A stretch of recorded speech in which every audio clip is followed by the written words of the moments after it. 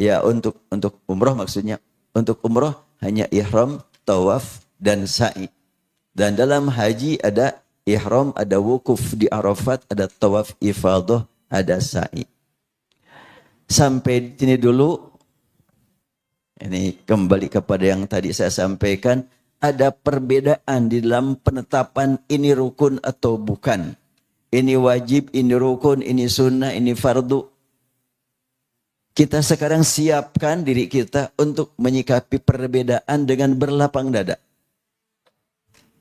Sama-sama nilai dari Allah Subhanahu wa taala, bukan nilai dari organisasi. Bukan dalam organisasi ini. Di sini ada ihram untuk haji, rukun haji. Ada rukun untuk umroh, laksanakan haji tamattu'. Nanti umroh terlebih dahulu, selesai umroh baru haji. Maka untuk haji tamattu' 2 kali miqat. Pertama miqat karena lewat tempat yang sudah ditetapkan Rasul.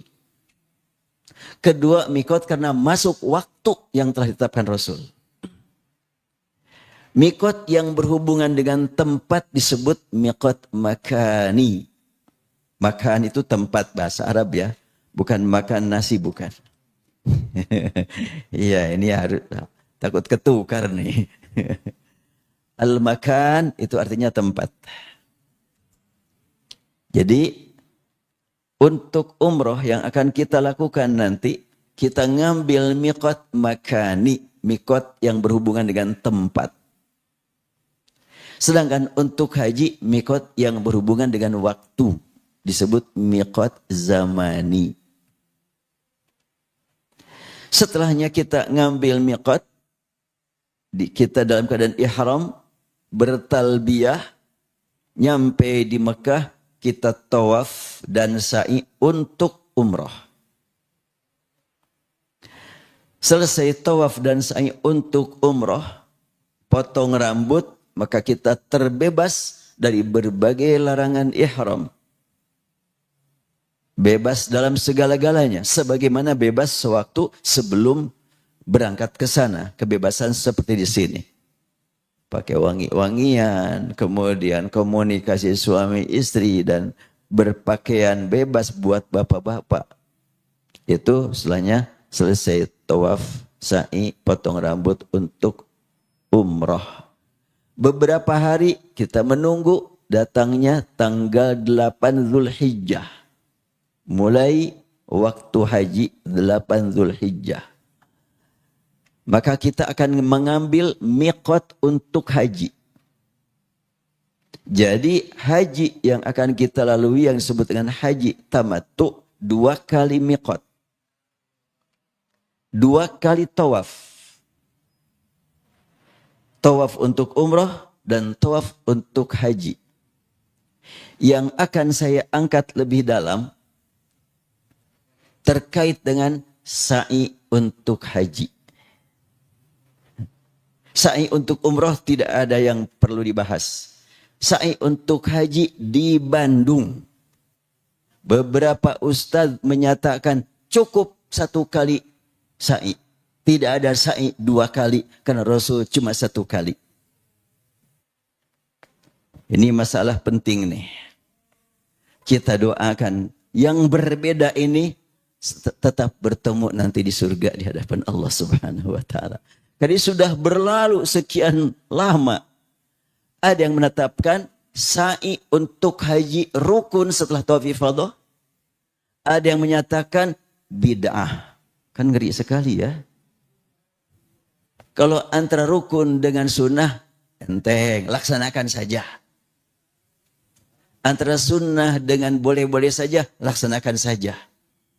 Atau wajib dengan sunnah, laksanakan. Tapi kalau rukun dengan bid'ah, munkaroh, ini ngeri sekali ini. Maju kena, mundur kena ini namanya. Dan tidak saya temukan di tanah suci Mekah seorang ulama yang menyatakan bahwa sa'i setelah tawaf ifadah bagi haji tamattu bid'ah. Saya tidak menemukan. Tapi di Indonesia cukup banyak. Nih penting buat kita berdoa. Semoga yang tidak sa'i sejak dahulu, berapa kali rombongan demi rombongan, sampai di sana habis tawaf ifadah, gak ada sa'i. Bid'ah. Mereka tidak sa'i. Semoga haji mereka diterima oleh Allah. Ya. Karena yang namanya pemikiran relatif, bisa benar bisa salah. Dan kesalahan itu bila disadari, mohon ampun kepada Allah. Disadari ataupun tidak disadari, kita diperintah untuk memohon ampun untuk segala kehilapan, segala kekurangan yang kita tahu dan yang tidak kita tahu. Insya Allah nanti kita bahas lebih luas lagi. Jadi kembali lagi kepada tadi awal, istilah rukun, wajib, fardu, itu adalah metode para ulama. Sehingga kalau kita membahas tadi urutan, pokoknya kalau kita bisa melakukan semua ini, lakukanlah. Entah disebut fardu, wajib, sunnah, atau rukun, lakukan semuanya. Termasuk nanti kita tanggal 8 berada di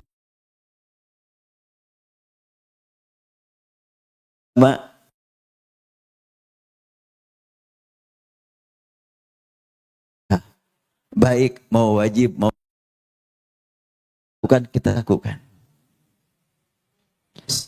Sebab ketetapan antara wajib dengan sunnah itu adalah pemikiran.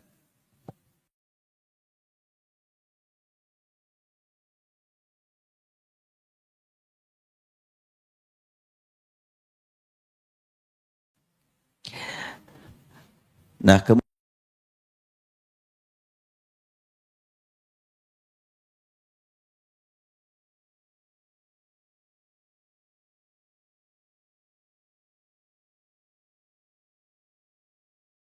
gak masalah, kita laksanakan saja. Dan di sini sudah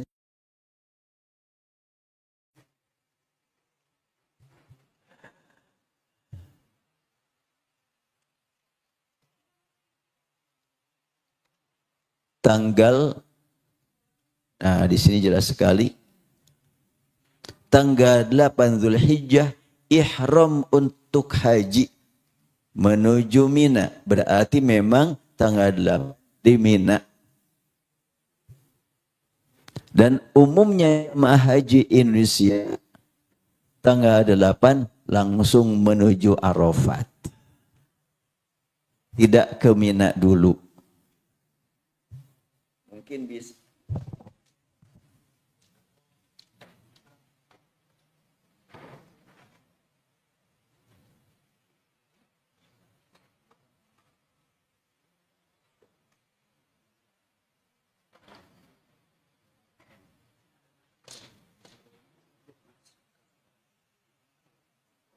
Mungkin bisa lebih dari 80%. Mereka tanggal 8 malam 9 berada di Arafah. Itu orang Indonesia. Sedikit sekali yang ke Mina terlebih dahulu. Kita programkan alhamdulillah mahdi sejak angkatan pertama sampai angkatan kemarin masih tetap mendapatkan kesempatan untuk ke Mina terlebih dahulu. Sekarang sudah difasilitasi. Dulu wah perjuangan kita berat. Sampai sempatlah saya dicemoohkan oleh ketua kloter. Ini katanya anak muda ini wafat. Itu pernah sampai begitu dulu. Tapi ya pada dasarnya itulah berlandaskan perjalanan Rasulullah SAW. Kenapa sebahagian menyatakan wajib, ada yang menyatakan sunnah, bahkan ada yang lebih ekstrim lagi. Itu nggak ada artinya. Dulu itu karena mencari air saja untuk minyak dulu. Itu insidental, bukan rangkaian. Ya, nggak apa-apa. Dan orang yang berkata begitu, seorang pembimbing ibadah KBIH sudah wafat, rahimahullah. Tidak perlu saya sebutkan ya. Sudah wafat, dia betul-betul ngeledek itu kepada yang ke Mina dulu. Termasuk orang ini mencemoohkan orang yang mengambil mikot dari atas pesawat. Dia berkata, nggak ada mikot di atas pesawat. Semuanya juga dibilang, ya iyalah, zaman Rasul memang belum ada pesawat. Ayah. Iya, zaman Rasul belum ada pesawat. Wajar, bisa dipahami. Ya, baik. Kita lihat lagi di atas. Jadi, ada rukun haji, wukuf, yaitu ihram, wukuf di Arafat, tawaf ifadah, dan sa'i. Ini rukun. Salah satu tertinggal, nggak sah haji. Itu yang namanya rukun. Sepakat ulama menetapkan ini rukun karena tanpa ini tidak sah haji. Ihram rukun, tanpa ihram nggak sah hajinya. Wukuf di Arafat rukun, tanpa wukuf nggak bisa sah. Harus kalimat wukuf artinya diam, walaupun cuma sebentar. Dan hanya wukuf itu. Maksudnya Arafat yang di Saudi ya, bukan Arafat Cililin. Yang di Cililin ada Arafat juga. Iya. Lalu tawaf ifadah. Tawaf ifadah itu tawaf yang dilakukan setelahnya kita pulang dari Arafat, melewati Muzdalifah, mau langsung ke Mekah silahkan, mau ke Mina dulu silahkan, dan itu praktik Rasul dari Muzdalifah ke Mina, melempar jumroh, kalau Rasul potong haji langsung ke Mekah hari itu juga, itu tanggal 10. Untuk kita tidak mungkin. Tanggal 10 rame-rame ke Mekah tidak mungkin. Tapi kalau 1 orang, 2 orang, 3 orang itu bisa saja. Naik bis atau naik taksi atau jalan kaki. Yang jelas antara naik bis dengan jalan kaki mirip lah. Bedanya paling beberapa menit saja. Karena yang naik bis juga cukup lambat sekali. Jalan kaki ya kita berbarengan aja dengan bis itu. Dari Mina ke Mekah ya, 7 kiloan atau 8 kilo. Berarti ini yang disebut dengan rukun. Tanpa ini maka tidak sah hajinya. Nah, sekarang yang menjadi berat sekali ketika ada yang menyatakan sa'i setelah tawaf ifadah bid'ah, maka mereka tidak melakukannya kalau menurut hukum ini tidak sah hajinya. Kan berat kan? Ini yang cukup berat. Makanya kembali lagi, kita bersihkan hati kita. Berdoa untuk orang-orang yang sudah haji di masa-masa lalu. Dengan mengambil paket tamattu tanpa sa'i, kita doakan semoga ibadah mereka diterima. Karena kalau sepakat sa'i disebutkan sebagai rukun dan tanpa sa'i, pulang ke tanah air, kalau belum selesai rukun hajinya dan dia sudah berihram, berarti tahallul keduanya belum selesai. Kalau tahallul kedua belum selesai, jangan dekat-dekat suami istri. Berat tuh. Sampai nanti menyelesaikannya dengan rukun yang berikut.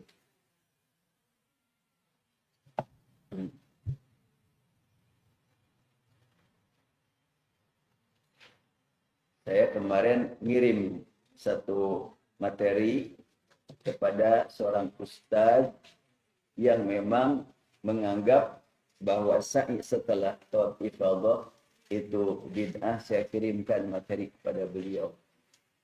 Jadi ya tidak bisa berdebat lah. Kalau perdebatan tidak membawa kepada kemaslahatan. Tapi sampaikan ini argumentasi kami dengan sa'i, dan Anda punya argumentasi tanpa sa'i, ya silahkan saja.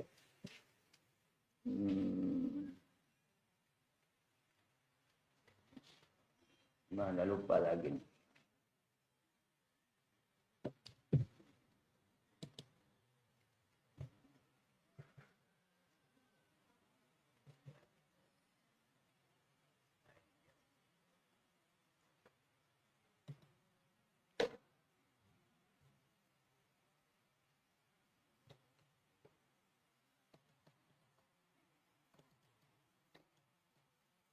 Dia Ustaz ini bertanya ke Makdis.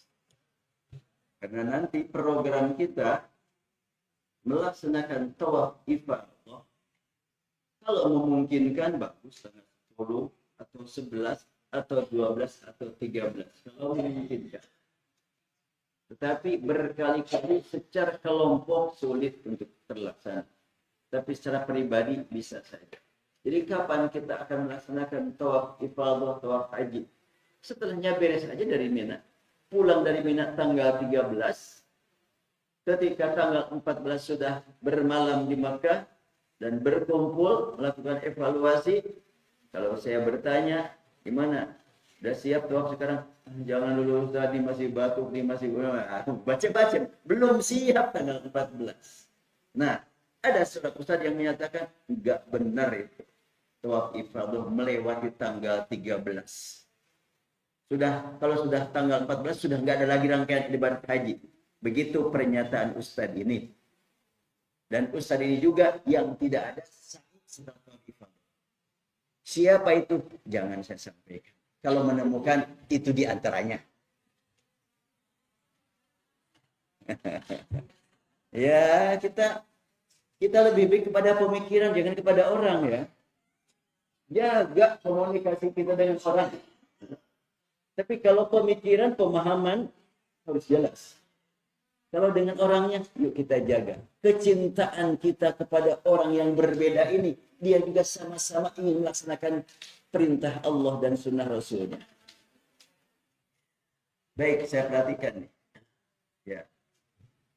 Masalah. Sekembalinya para jamaah haji dari Mina, baik yang mengambil nafar awal tanggal 12 ataupun mengambil nafar tsani tanggal 13, banyak sekali yang mengalami kondisi di luar dugaan.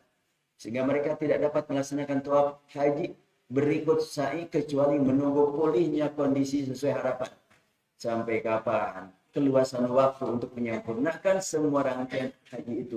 Apakah dibenarkan tawaf ifadah dikerjakan setelah melewati tanggal 13 Dzulhijjah? Bahasan. Perjalanan ibadah haji berlangsung sejak awal bulan Syawal hingga akhir bulan Dzulhijjah. Allah berfirman, "Faman tamatta'a bil umrati ilal haji famastaysara minal haji." Faman tamatta'a bil umrati, siapa yang bertamattu dengan umrah, kapan umrah? Sejak bulan Syawal. Itu rangkaian haji. Ya. Siapapun yang tamattu dengan umrah menuju haji, maka hendaklah menyediakan hadyu yang terjangkau. Ayat ini memberi penegasan bahwa paket ibadat haji tamattu meski tidak dikerjakan Rasulullah, namun jelas dalilnya dari Al-Quran. Rasul tidak haji tamattu. Jadi kalau ada orang yang berkata, kita harus persis seperti Rasul, ibadat haji ini dijamin dari Indonesia enggak akan ada yang mampu. Kenapa? Karena Rasulullah itu membawa hadyu dari miqat Madinah. Siap? Bawa domba di Bandung.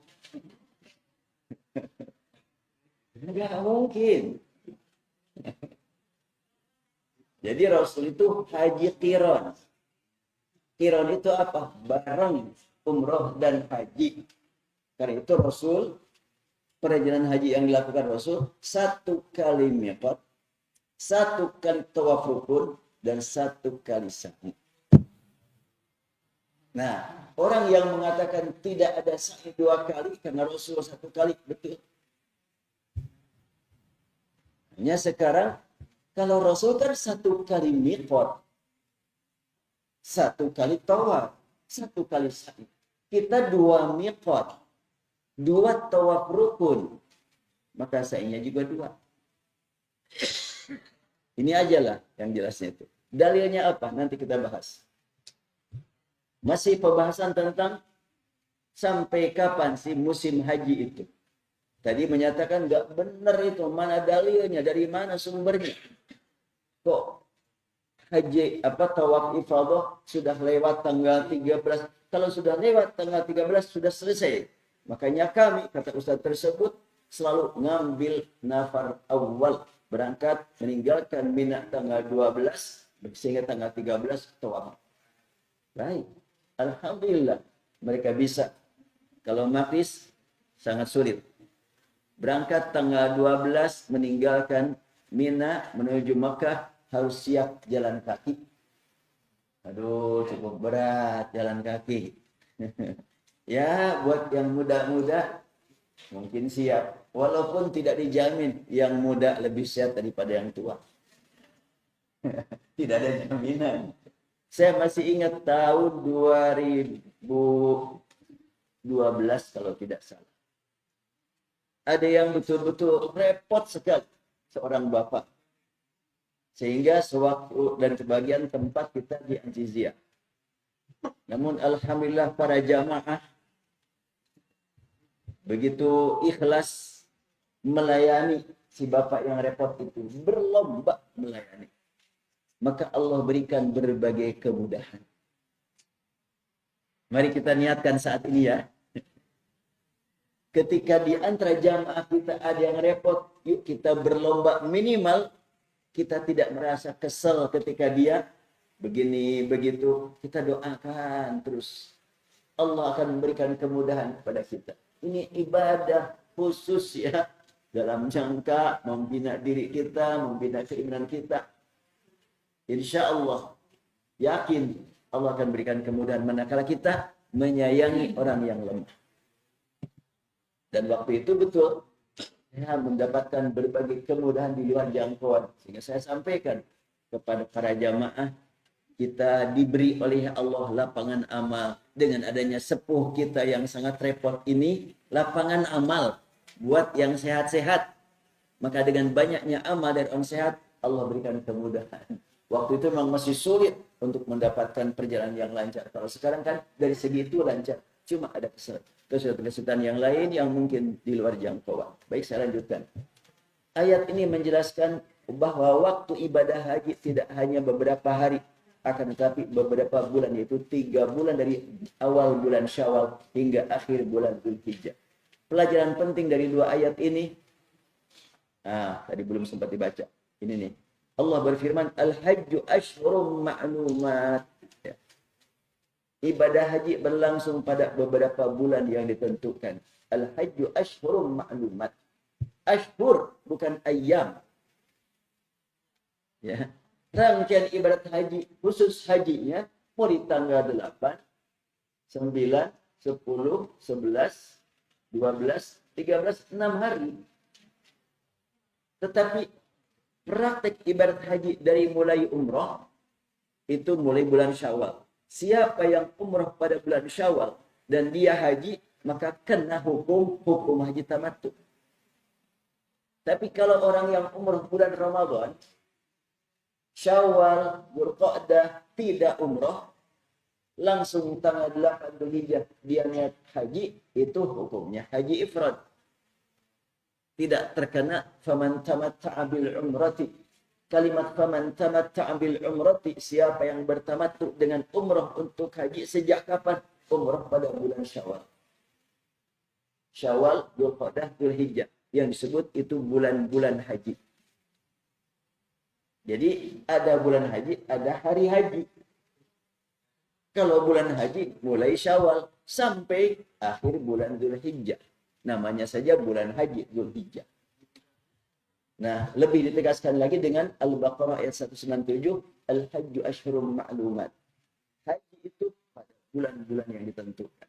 Ayat ini menjelaskan bahwa waktu ibadat haji tak hanya beberapa hari, akan tetapi beberapa bulan, itu 3 bulan dari bulan Syawal sampai bulan Dzulhijjah. Pelajaran penting dari 2 ayat ini antara lain bahwa ibadah itu terbagi pada ibadah yang berlangsung dengan tanpa batasan.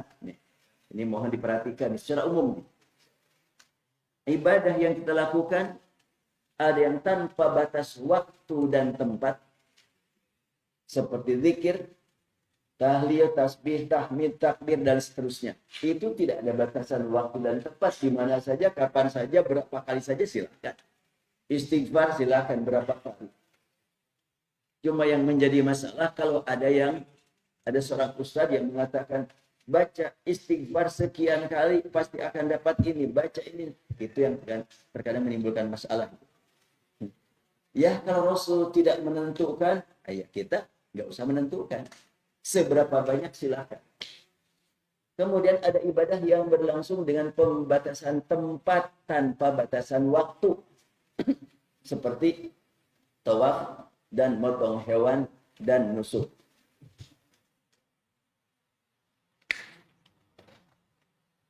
Saya kadang-kadang suka lupa minum.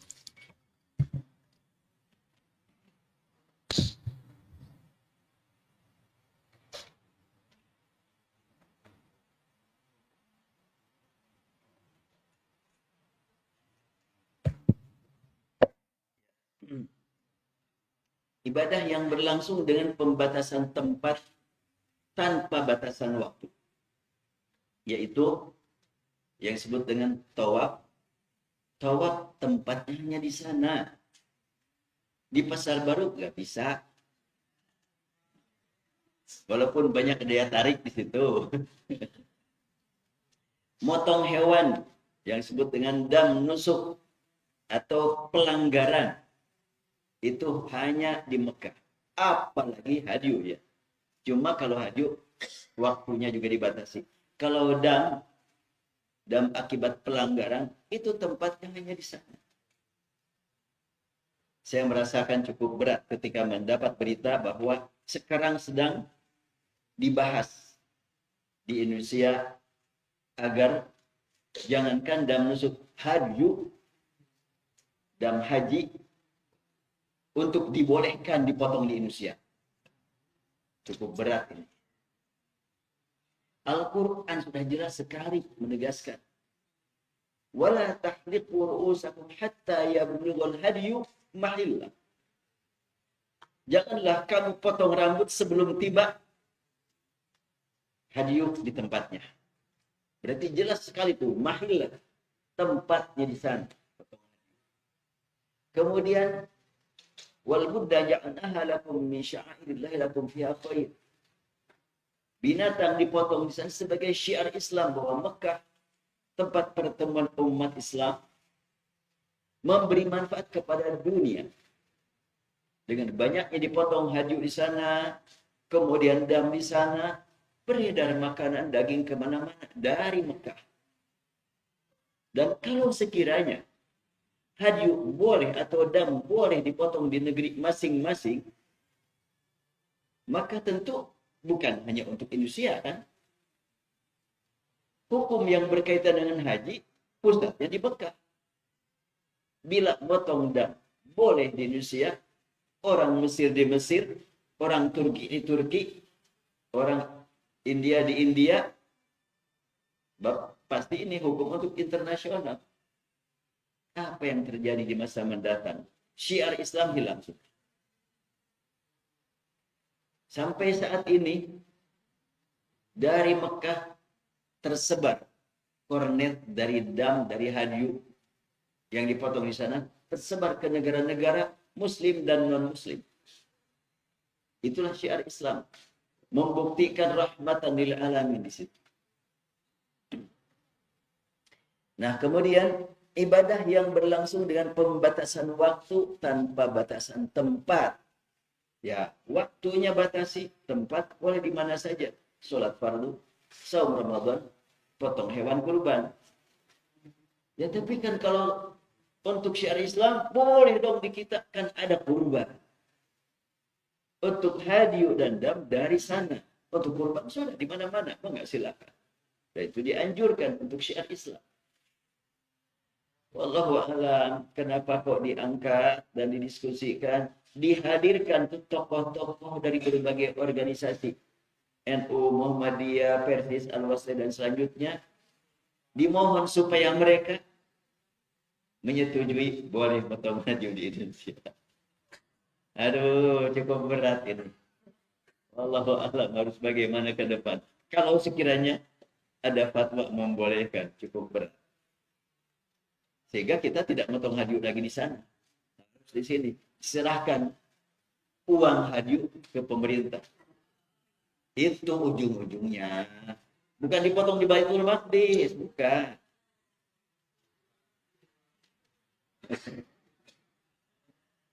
Dan ini sudah dari sejak 2 tahun yang lalu. Serahkan sebagian ke Kemenag untuk hadyu. Waktu itu makris yang diserahkan oleh makris jangan hadyuk, saya bilang. Yang itu saja, yang dam kifarat. Dam kifarat boleh serahkan ke sana. Untuk hadyuk tetap kita potong sejumlah jamaah. Jumlahnya jamaah 100 untuk 100 ekor. Kita potong gitu aja.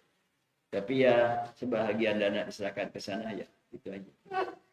Sebab kita kadang-kadang kalau berbeda dalam segala-galanya menghadapi kesulitan juga.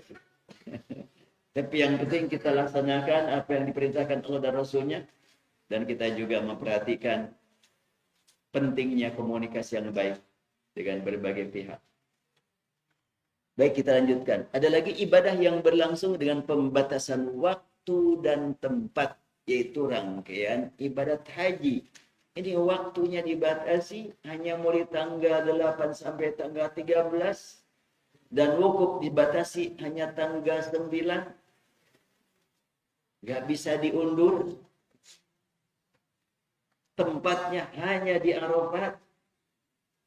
Gak bisa wukuf di Baitul Maqdis di sini, gak bisa, hanya di Arafat. Makanya karena memang begitu susahnya, begitu beratnya, sehingga keringanannya pun lebih banyak. Ada yang disebut dengan haji atas nama orang lain.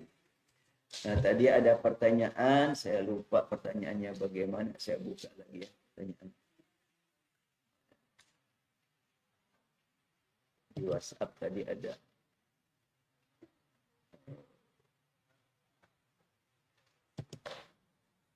Oh iya, pertanyaan ini, Ustaz, saya mau bertanya mengenai badal haji. Maaf, kemarin saya tidak hadir, ada keperluan.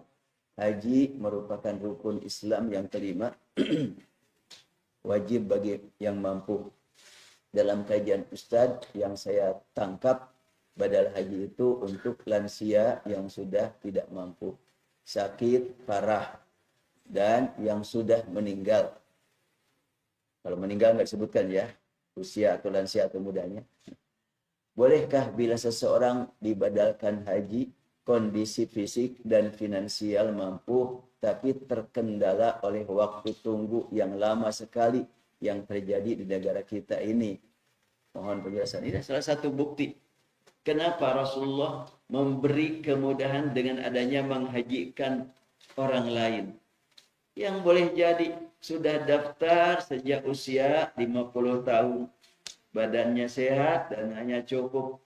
Tapi nunggu, berapa Bandung sekarang? 27 tahunnya. Iya, nunggu 27 tahun. Berarti nanti baru bisa dilaksanakan pada usia 77. Kan gitu ya. Ternyata wafat pada usia 70. Atau 76. Karena nunggu. Itu bagaimana? Bolehkah dihajikan sama yang lain? Itulah sebetulnya ada jalan untuk dihajikan orang lain itu diantaranya. Zaman Rasul belum ada daftar tunggunya. Jangankan zaman Rasul. Saya tahun 2001 ya. 2001. Saya berangkat haji dari Cianjur. Waktu itu belum ada KBIH Maqdis. Belum ada. Maqdis baru berdiri, belum ada KBIH. Saya ditelepon oleh ibu, oleh mama mertua, mamanya Umi. Kang, ya antar. Ada beliau memberangkatkan 4 orang, satu keluarga. Yaitu kakak ipar saya. Antar, ya mang, ada ongkosan? Iya, ada ongkosan. Jadi, waktu itu daftar, 5 orang berangkat waktu itu juga. Itu tahun 2001. Ya, belum ada daftar tunggu. Belakangan sekarang daftar tunggu sampai lama. Masih mendingan Bandung, belum nyampe 30 tahun. Coba di tempat yang lain ada yang 40. Di Malaysia ada yang 142 tahun nunggunya. Jadi kalau daftar sekarang, nunggu 142 tahun. Terjangkau enggak? Buat apa daftar kalau nunggu 142 tahun? Ya nanti ketika ada yang tidak jadi, segera diisi. Itu maksudnya.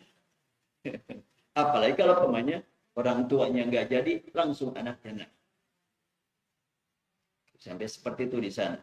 Ya, di kita sih nggak seberat itulah. Nah, berarti memang seperti ini yang dibolehkan untuk dihajikan oleh orang lain. Dia sudah nunggu lama, ternyata enggak sampai juga. Baik, saya lanjutkan lagi tadi bahasannya. Jadi ada ibadah yang memang waktu dan tempat sudah dipastikan, tidak bisa diperpanjang, tidak bisa diperluas. Rangkaian ibadah haji berlangsung sejak bulan Syawal, Dzulqa'dah hingga akhir bulan Dzulhijjah. Apakah yang mesti dilakukan apabila tawaf ifadah dikerjakan setelah berakhir bulan haji? Nah, pertanyaan antara para ulama bukan lewat tanggal 13. Kalau lewat tanggal 13, tawaf ifadah tanggal 14, 15, 16 masih bulan haji. Tidak ada yang meragukan antara para ulama. Yang sempat menjadi pembahasan di kalangan para ulama, apabila sudah habis bulan haji, sudah masuk bulan Muharram, belum tawaf ifadah juga. Berlandaskan pada ayat di atas, sebagian ulama menyatakan bahwa siapa yang mengerjakan tawaf ifadah pada bulan Muharram, maka wajib atasnya bayar dam. Jadi tidak batal hajinya, tetap tawaf ifadah pada bulan Muharram, cuma ditambah dengan bayar dam. Demikian fatwa Syekh Utsaimin Mufti Makkah yang merujuk pada madhab Maliki. Jadi yang dulu yang berkata begitu Imam Malik. Namun, jangan dulu selesai sampai di sini. Namun jumhur ulama mengatakan, kalau sudah jumhur berarti mayoritas ya. Mayoritas ulama berarti kalau tadi Imam Malik berarti Hanafi, Syafi'i, Malik, Hambali beda. Jumhur ulama mengatakan selama tidak ada dalil yang mewajibkan bayar dam, maka mengakhirkan tawaf ifadah tidak terkena dam. Jadi kalau sudah lewat bulan haji, belum juga sempat tawaf ifadah, kenapa? Belum sempat, ya sakit, mungkin juga berhalangan, setelahnya habis berhalangannya sakit, banyak kesibukan. Aduh, udahlah kalau gitu, gak apa-apa, bulan Muharram masih di Mekah kok. Maka silakan. Ini adalah menurut Imam Syafi'i, Hambali, Hanafi boleh tanpa kena dam. Apalagi kalau terlambatnya tidak tanggal 13, cuma tanggal 14, 15, hari itu masih bulan haji. Nah, beberapa ustadz di Bandung menyatakan tidak benar kalau tanggal 14, harus tanggal 13. Nah, mudah-mudahan semuanya jadi hanya harus saya mulai tadi. Yuk kita bersihkan hati kita untuk bersih dari rasa kesal kepada yang berbeda. Yuk kita tingkatkan cinta kepada semua orang yang sudah mengatakan la ilaha illallah, walaupun terbukti banyak perbedaan. Ini silaturahmi internasional ini ya. Biasa ya Islam itu ya. Oh, kalau sudah nanti di Mekah berdesak, ada yang kejepit, kesenggol, bahkan sewaktu melempar jumroh ada yang kena kepala berdarah. Gimana ketika terkena sakit?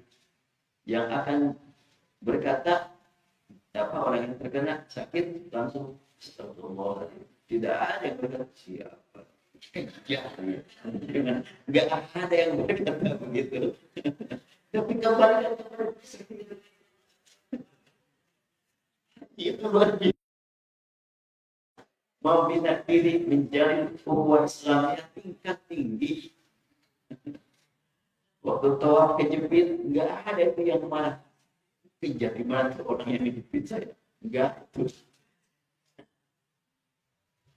Pendapat yang kedua ini diambil oleh Imam Ibnul Munzir dari Syekh bin Baz dan Syekh bin Baz dengan merujuk pada mazhab Syafi'i dan Hambali. Syekh bin Baz ini dua mufti Makkah. Syekh bin Baz lebih dulu. Syekh bin Baz sudah wafat, berganti dan sampailah Syekh Utsaimin. Syekh Utsaimin menyatakan wajib kena dam bila tawaf ifadah haram. Tapi kalau masih bulan Dzulhijjah enggak. Kalau bin Baz enggak walaupun sudah sampai. Jadi merujuk kepada ayat di atas serta kesepakatan para ulama bahwa waktu untuk tawaf ifadah adalah sejak hari kurban hingga akhir bulan Dzulhijjah. Ini adalah waktu untuk bila lewat Dzulhijjah ada yang harus. Tapi masih boleh tawaf. Ini terkait dengan pembatasan waktu tawaf ifadah, tawaf haji namanya. Sekarang yang menjadi masalah, apakah tawaf ifadah itu ada sa'inya apa enggak? Kan gitu. Makanya saya lanjutkan. Sa'i setelah tawaf ifadah, rukun atau bid'ah. Ini ada dalam buku Satu Solusi. Rukun atau bid'ah. Cukup ekstrim di soal perbedaannya. Kalau perbedaan antara wajib dengan sunnah, antara boleh dengan makruh jauhi aja nih. Apalagi antara makruh dengan haram tidak jauhi. Kira-kira ini yang mudah-mudahan tidak ada yang merokok sih. Kan rokok ada yang mengatakan makruh, ada yang mengatakan haram. Sebaiknya gimana? Jauhi enggak? Jauhi. Ini kata ibu-ibu tidak jauhi.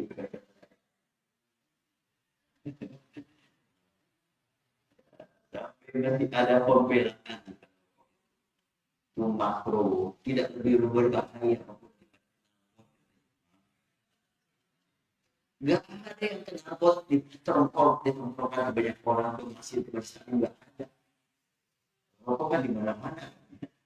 So di hubungan itu kenapa coba hubungannya itu pembelaan. Tapi mesti mendingan lah. Saya dulu isi pengajian di kampung sebelum saya ngaji, seorang kiai setempat ngajar tafsir As-Sawi, masih ingat saya ngajar ilmu balaghah. Dia sebelum saya kan, dia keluar. Saya datang dari Bandung sengaja, maka tiba baru saya naik. Dia sambil ngajar itu ngerokok terus, nyambung. Ketika rokok ini mau habis, sambung. Dan dia ngomentari sendiri. Ini teh kehakanan setan kudu dibunuh ku aing. Luar biasa itu pembelaan ini begitu tuh. Kehakanan setan kudu dibunuh ku aing. Di sebelah sana ada lagi yang lebih hebat lagi.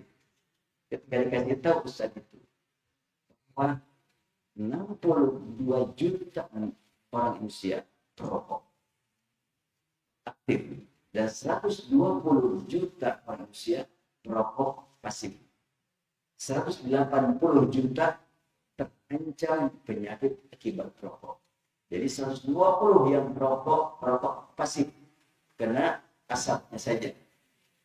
Gimana cara Ustaz kaya Ustaz tadi? Makanya kudu ngarokok biar aktif. Mual bahaya teingnya kan gitu. Ya hanya beda tadi. Baik. Masalah. Seorang jamaah haji menyampaikan berita dari temannya bahwa Rasulullah tidak melakukan sahih kecuali hanya satu kali, yaitu pada waktu selesai tawaf pertama. Selesai tawaf pertama datang di Mekah. Itulah Rasulullah, betul itu. Karena itu sa'i setelah tawaf ifadah termasuk keluar dari sunnah Rasulullah disebabkan membuat pertambahan baru. Demikian pernyataan tadi. Jadi yang tidak sa'i setelah tawaf ifadah alasannya tidak. Rasul masa tadi kok sa'i.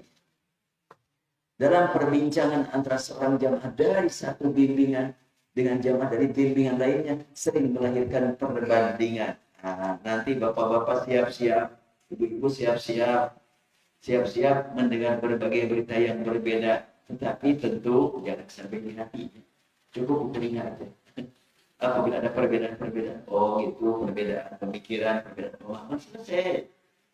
Termasuk nanti bapak dan ibu kalau sekiranya ada undangan hadir dalam bimbingan manasik dari pemerintah, mungkin ada perbedaan, ya itulah realita, perbedaan itu realita, tidak bisa kita bantah. Makanya yuk kita saling mendoakan dalam kondisi yang sama. Saling mendoakan semoga semua diterima. Dalam perbincangan antara seorang jamaah dari satu bimbingan dengan jamaah dari bimbingan yang lainnya sering melahirkan perbandingan, termasuk anggota jamaah dari kelompok bimbingan haji dan forum Makdis KBI atau Makdis sering mengalami hal yang sama. Pertanyaan, apakah KBI HU Makdis termasuk yang melaksanakan sa'i setelah tawaf ifadah atau tidak? Pertanyaan ini sempat disampaikan calon jamaah haji yang bergabung dengan KBI Makdis, tapi bukan calon. Ini yang sudah berlalu. Dan pertanyaan seperti itu, bahasa pertanyaannya tidak dilakukan muncul dari yang sangat perhatian pada praktik sa'i yang dilakukan Rasul. Telah terbukti Rasul tidak melakukan sa'i kecuali hanya satu kali, yaitu selesai tawaf pada hari kedatangannya di Mekah. Sedangkan umumnya masyarakat Indonesia suka melakukan sa'i setelah tawaf ifadah yang disebut sa'i haji, yang tadi disebutkan rukun. Berat nih kalau antara rukun dengan bid'ah yang berat dan bisa dianggap enteng. Padahal mereka sudah melakukan sa'i setelah tawaf pertama pada saat datang di Mekah. Itu sa'i untuk umroh. Kenapa ada sa'i lagi? Udah dulu kok sa'i berikutnya cuma satu kali. Jadi apa hukumnya yang biasa dilakukan mayoritas jamaah kita ini? Apakah sa'i setelah tawaf ifadah itu rukun atau bid'ah? Sebelum kita bahas tentang makna bid'ah secara umum ya, insya Allah nanti kita bahas tadi pagi. Saya ngisi pengajian di Masjid Al-Quwah intinya adalah jangan sampai kaget kalau sebut bid'ah biasa-biasa saja. Kan kalau bid'ah itu adalah iya, tapi kan bukan larangan berbuat bid'ah. Oh, masih di semua ulama mengatakan bid'ah itu dilarang. Kita kalau memahami Quran, memahami hadis kan lebih tepat ikut sahabat kan? Ikut sahabat. Dan sahabat Nabi memahami kullu bid'atin dhalalah, tidak mereka pahami sebagai larangan mutlak bid'ah. Yang benar Umar bin Khattab ketika bulan Ramadan dia melihat bersama Abdurrahman Al-Fahri datang ke masjid. Ramai di situ, satu orang sedang sholat pakai Al-Baqarah, di situ surat Maryam, di sini berdua, di situ bertiga. Ramai, tidak tahu berapa orang itu yang sedang membaca Al-Quran masing-masing. Ada yang jadi imam, ada yang sendirian. Umar masuk ke masjid, ramai begini. Maka kata Umar, inni ara law jama'tu ala qari'in wahid lakana amsa. Aku lihat, aku berpendapat, aku berpemikiran, aku yakin kalau sekiranya aku satukan mereka sholat dengan satu imam, ini lebih indah, lebih baik. Maka sejak itu sholat malam Ramadan setiap malam dengan satu imam, dengan Imam Ubay bin Ka'ab. Karena Ubay bin Ka'ab sudah mendapatkan gelar dari Rasul, aqra'uhum li kitabillah, paling ahli dalam bidang qiraatul Quran. Ubay bin Ka'ab jadi imam. Beberapa hari kemudian Umar datang ke situ bersama Al-Fahri. Umar menyaksikan satu imam mereka sholat di malam Ramadan, dan Umar berkata, ni'mal bid'atu hadhihi, ini bid'ah yang paling indah. Dia menyebutkannya bid'ah, dan para sahabat tidak ada yang membantah. Jangan bilang bid'ah tuh. Semua sahabat tidak ada yang membantah. Berarti sahabat memahami kullu bid'atin dhalalah, bukan larangan berbuat bid'ah, tetapi hati-hati kalau engkau berbuat bid'ah, jangan sampai merugikan. Jangan sampai rugi dan merugikan. Apa maksudnya? Ya sesuatu yang baru. Tidak yang baru, yang tidak contoh itu bid'ah. Dalam kehidupan kita sehari-hari terus nih. Kalau nggak pakai yang baru, berarti kita ketinggalan. Cuma dalam hal yang baru perlu waspada. Kalau tidak ada bimbingan dari Allah, tidak ada hidayah taufik dari Allah, bisa menyesatkan, bisa merusak, dan terbukti banyak orang yang tersesat karena pembid'ahan ini baru. Tapi yang jelas tidak semua bid'ah itu mencelakakan di akidah. Tapi kalau bid'ah itu adalah iya, tidak setiap dolar itu celaka. Apa saja? Setiap dolar tidak tahu. Mungkin di antara bapak dan ibu pernah gelap. Cari alamat, aku tersesat. Ada yang mengatakan neraka. Enggak begitu. Dan dolalah yang paling terbukti tidak ke neraka, dolalahnya Rasul. Memang Rasulullah pernah dolalah, lama Rasulullah dalam keadaan dolalah. Tidak yatiman fa'awa wa wajadaka dhallan fahada. Rabbmu menemukan engkau dalam keadaan yatim, Rabbmu yang melindungi, Rabbmu menemukan engkau dalam keadaan dolalah. Demikian lama. Kalau setiap lelah benar, berarti tak ada penghuni surga. Ya, baik, itu bab lain insyaallah. Kita lanjutkan. Jadi sa'i setelah tawaf ifadah rukun apa bid'ah? Jawaban sementara adalah sa'i setelah tawaf ifadah bisa termasuk rukun dan bisa juga termasuk bid'ah, tergantung paket perjalanan haji yang ditempuh. Kita sering menemukan perbedaan pandangan dari kalangan para ulama dalam berbagai hal, terutama berkaitan dengan masalah hukum. Perbedaan dalam masalah hukum terkadang ditemukan antara wajib dan sunnah, haram dan makruh, haram dan jaiz, atau haram dan sunnah. Bila ditemukan perbedaan dalam perbedaan hukum tersebut, maka kita tidak sulit untuk mengambil sikap yang lebih aman. Wajib dan sunnah sudah ambil aja. Minimal sunnah. Gitu. Kalau tidak sampai wajib. Haram dan makruh jauhi saja. Gampang. Menghadapi satu perbuatan yang dikatakan wajib menurut sebagian ulama dan sunnah menurut ulama lainnya, maka dengan yang mewajibkan pasti akan aman dari perdebatan. Ditemukan perbedaan hukum antara haram dan makruh, maka tinggalkanlah. Jika ditemukan perbedaan hukum antara haram dengan jaiz, maka jauhilah. Dan antara haram dengan sunnah, maka tinggalkanlah ketika sedang berada di tengah lingkungan yang mengharamkan.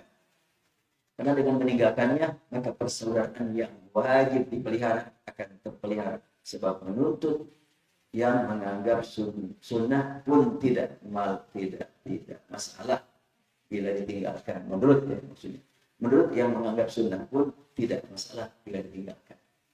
Ya, saya sering menyampaikan kepada para santri, antara kalian lingkungan beda-beda. Baca Quran, megang mushaf, ada yang mewajibkan wajib berwudu, ada yang boleh-boleh saja.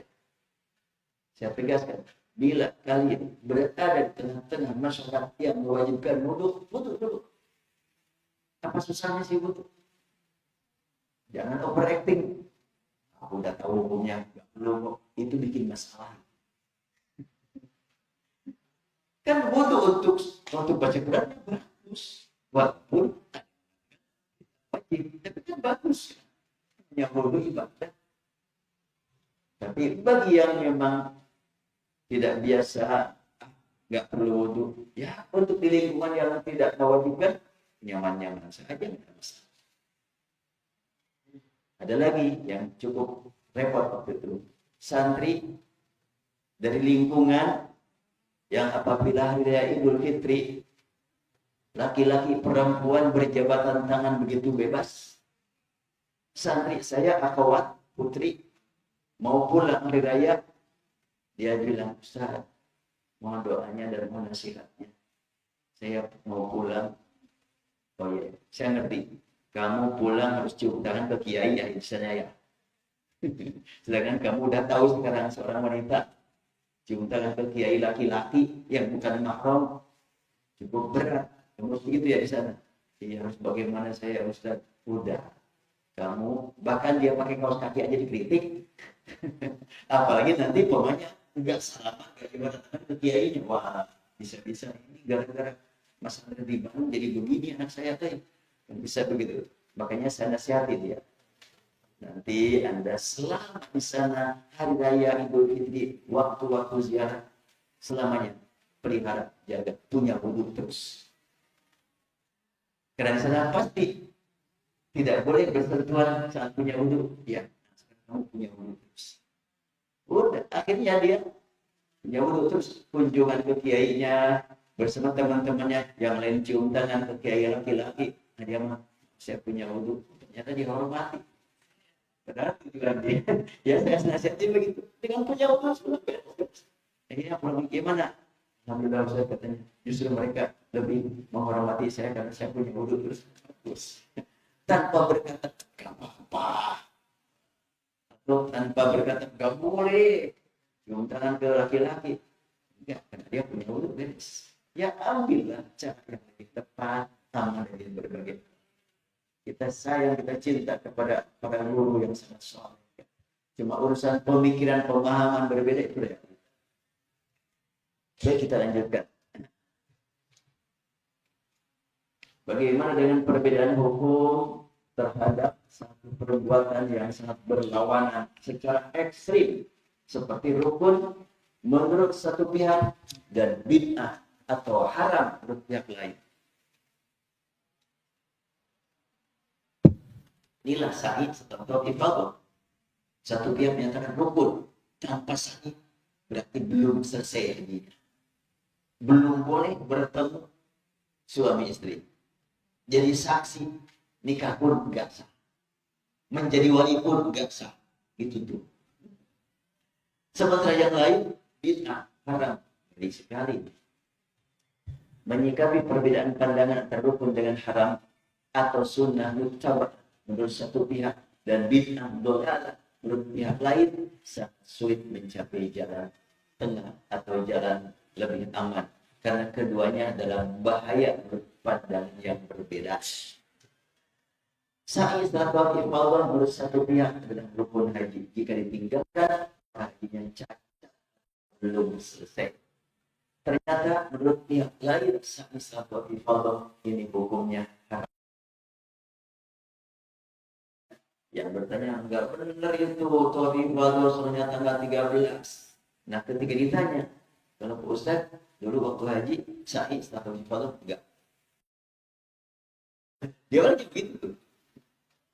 Orangnya yang sangat dekat dengan saya makanya tulisannya saya kirimkan pada beliau melalui WhatsApp, tidak dengan lisan, bisa jadi ramai di tulisan. Kalau lagi tulisan makan baca diulang-ulang sambil narik nafas panjang. Ya, pelakunya berdosa terkena karena termasuk perbuatan bid'ah kecuali bagi yang belum sahih sejak tiba di Mekah. Kan kita lihat sini, ini kan ada kalimat ini, sa'i. Di sini ada kalimat sa'i haji jika belum sahih pada tawaf wudhu. Bagi siapa itu? Bagi yang haji ifrad dan qiran. Bagi yang haji tamattu maka wajib masih adalah sa'i itu adalah merupakan praktek yang mesti dilakukan.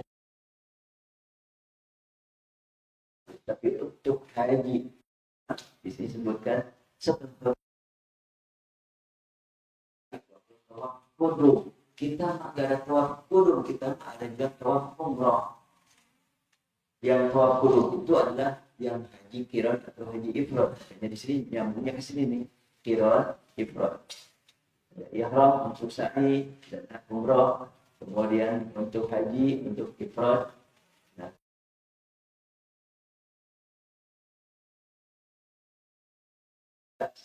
Ya, tawaf dan tidak sa'i itu boleh-boleh saja kalau haji qiran atau haji ifrad.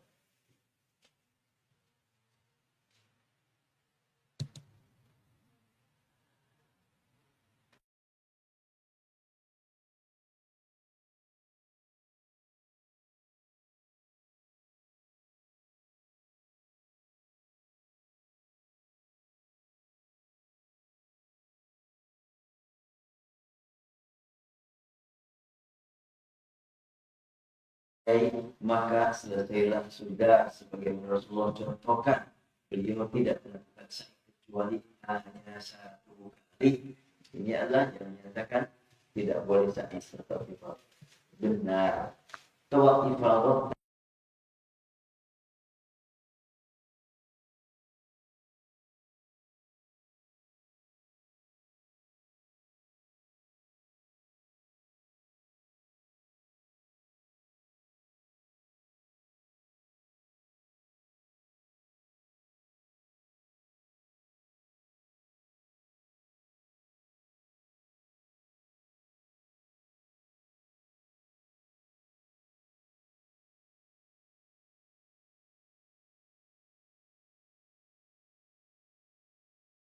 haji qiran.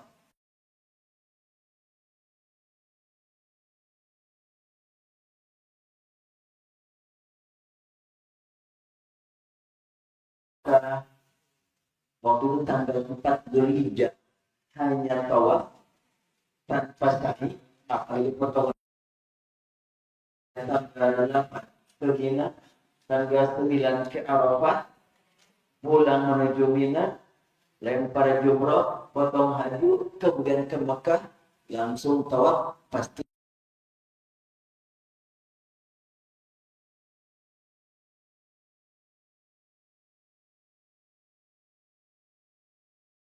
Dan beberapa orang sahabat. Yang lain-lainnya enggak.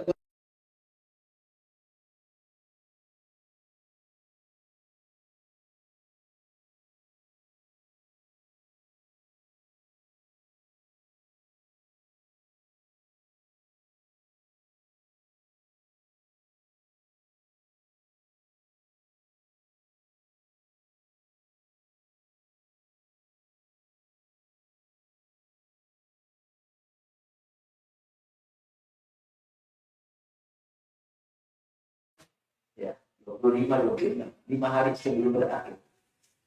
Perjalanan 9.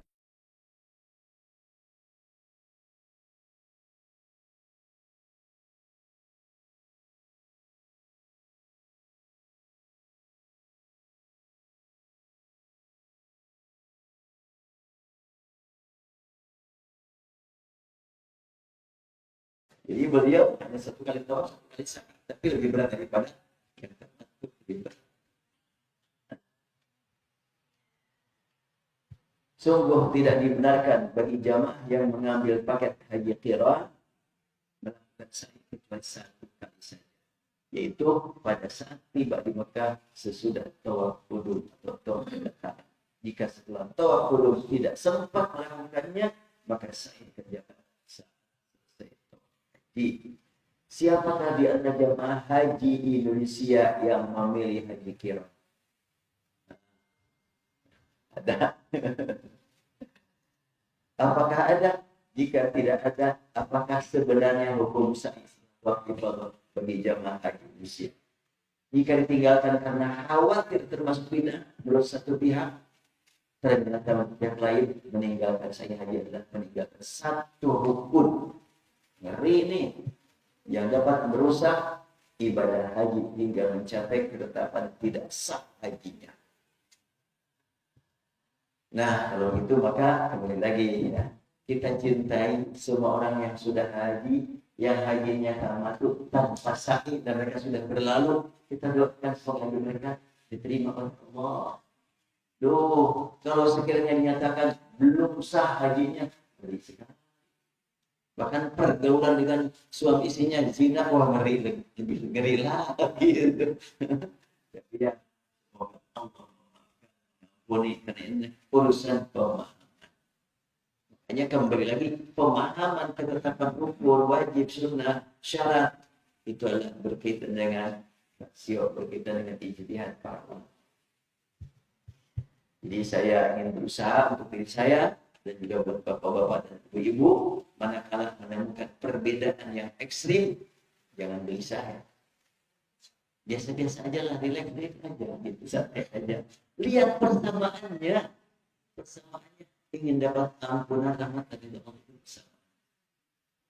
Supaya tidak sampai gelisah, wah, kasihan si Entari bisa haji,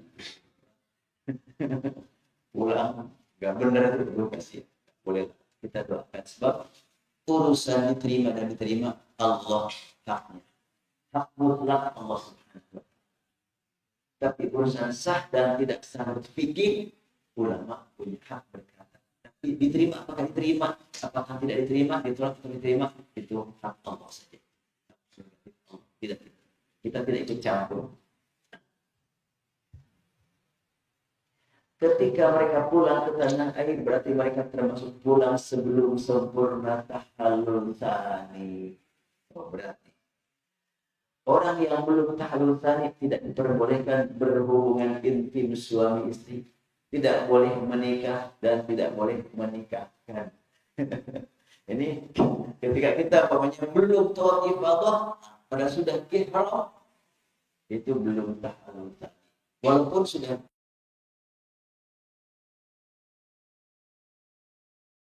dengan mereka atau rambut sudah bebas pakai, bebas wangi-wangian, tapi belum bebas komunikasi suami istri. Sampai pula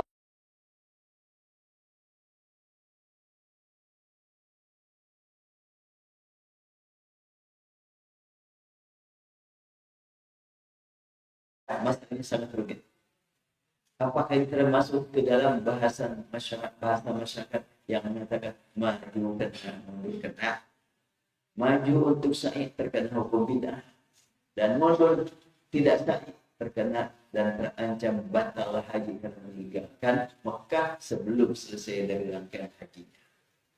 Jika kita kembali mengkaji hadis sahih riwayat Bukhari dan Muslim yang telah dikemukakan pada studi analisis, nah ini sebetulnya dalam buku saya itu dalam satu solusi hadis-hadis dari Muslim, riwayat Bukhari Muslim, dari Aisyah, dari Jabir bin Abdullah, dari Ibnu Abbas, saya cover di situ. Maka di sini ada kalimat, jika kembali mengkaji hadis sahih riwayat Bukhari dan Muslim yang telah dikemukakan pada analisis, insya Allah jawabannya akan ditemukan jelas itu pada lafaz wa qafal ladzina ahallu bil umrati bil baiti wa bis safa wal marwah thumma hallu thumma tawafu tawafan akhar. Maka dilakukanlah tawaf oleh orang yang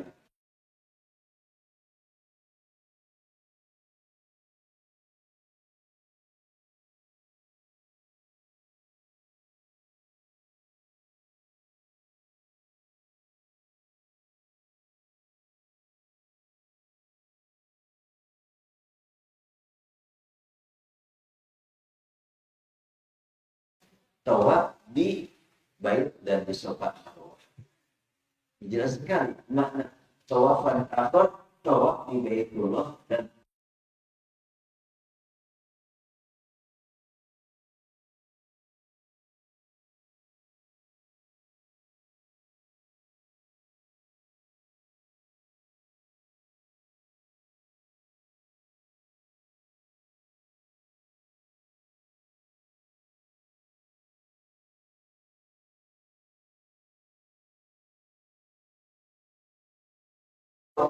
nanti sepulangnya dari Arafah. Ya sama dong, sama juga tawaf tadi. Enggak, yang dimaksud tawaf di sini tawaf meliputi bait dan safa marwah. Tawaf itu ada dua, ada di Baitul.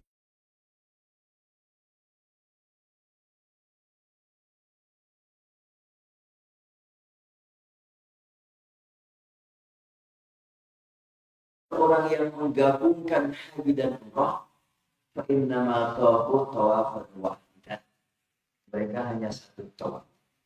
Maksud satu tawaf, tawaf di Baitul.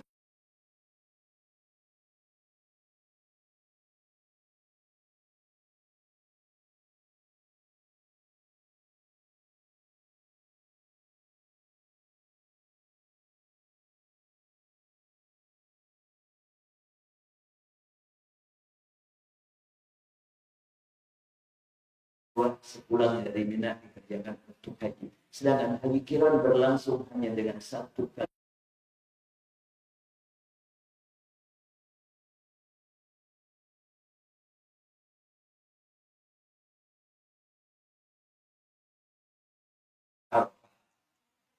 Ketika sudah pulang dari Arafah, Rasulullah amara ashabahu, Rasulullah menyuruh para sahabat ayat tawafu bil baiti wa bainas safa wal marwah. Rasul menyuruh para sahabat untuk tawaf di Baitullah dan di Safa. Jelas, gak punya mana alternatif. Ini hadis riwayat Bukhari. Hingga beliau kembali dari Arafah dan memerintahkan para sahabatnya untuk tawaf di Baitullah dan tawaf antara Safa dan Marwah. Rasul sendiri enggak. Rasul hanya tawaf di Baitullah saja, tidak Safa Marwah. Tapi beliau menyuruh para sahabat untuk tawaf di Baitullah dan Safa. Sahabat yang diperintah Rasul untuk tawaf dan seseorang itu yang lebih lanjut. Kalimat ini dapat dipandang sebagai kata kunci untuk memahami kalimat wa ammal ladzina kanu jama'ul hajj wal umrah. Siapa yang menjamak haji dan umrah yaitu haji qiran, maka tidak mengerjakan tawaf selain hanya satu kali. Tidak dilakukan bahwa yang dimaksud dengan satu tawaf pada akhir hadis ini berhubungan dengan tawaf antara Safa dan Marwah yang populer disebut sa'i. Jika ada yang berkata tawaf itu hanya di Baitul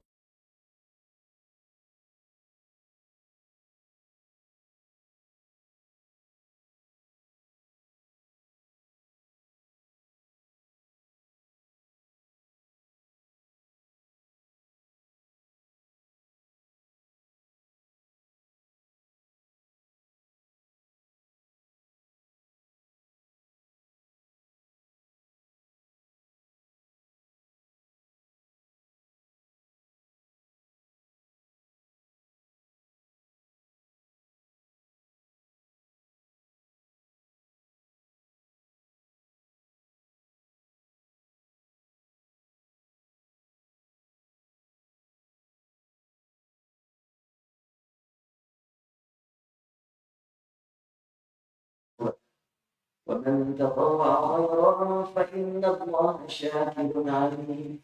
Simpulan perbedaan praktik tawaf di Baitullah serta Safa dan Marwah untuk 3 tipe haji sebagai berikut. Qiran dikerjakan dengan 1 kali tawaf baik di Baitullah ataupun tawaf antara Safa dan Marwah, yaitu 1 kali untuk haji dan umrah sekaligus dengan 1 kali miqat yaitu miqat makani. Artinya haji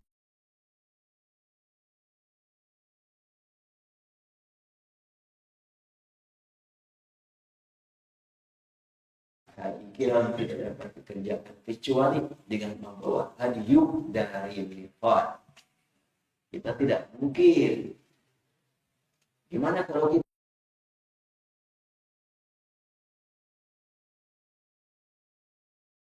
sampai di Bida Ali dibalikin lagi? Nggak mungkin juga. Kita bawa dompet dinaikin bis.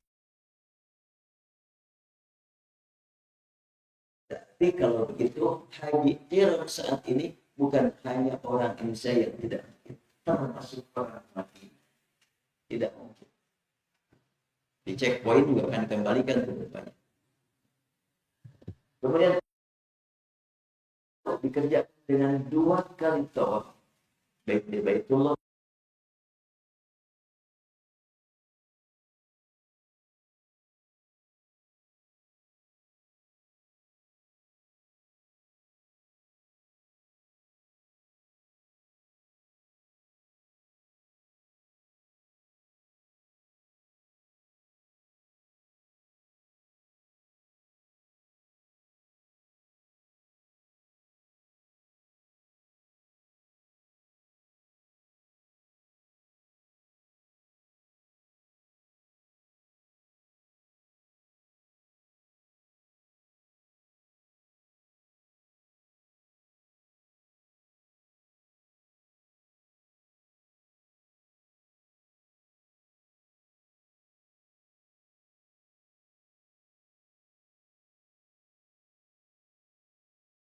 ihram untuk umroh. Ternyata datang tamu bulanan.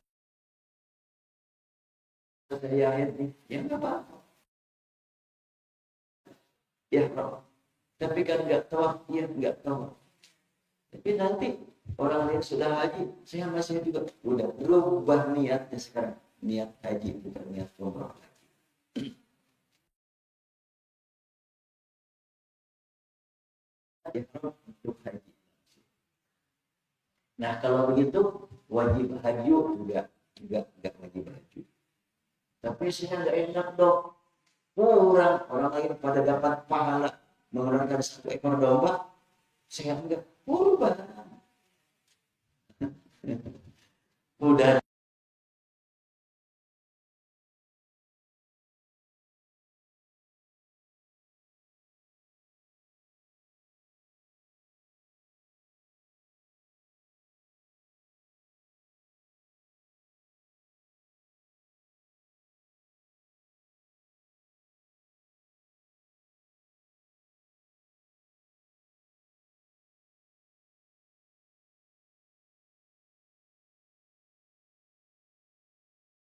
untuk menyebut haji saja, kecuali bagi orang yang tinggal di Mekah dan tidak umrah pada bulan haji Syawal dan Dzulqa'dah, maka mereka berhaji dari mikot zamani, yaitu tanggal 8 Dzulhijjah, buat orang yang tinggal di Mekah.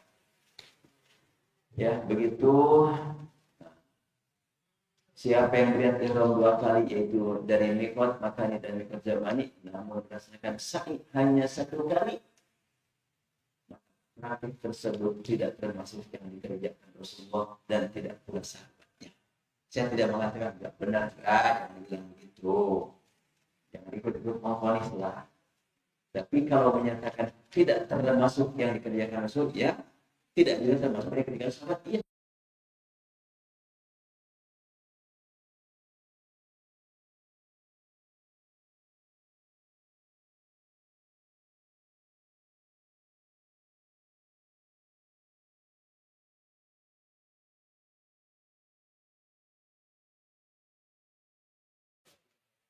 Ya, kembali lagi, mudah-mudahan semuanya terima oleh Allah Subhanahu wa Ta'ala. Baik, udah mau jam 11, saya buka. Untuk yang sunahnya belum dibahas ya, sunahnya.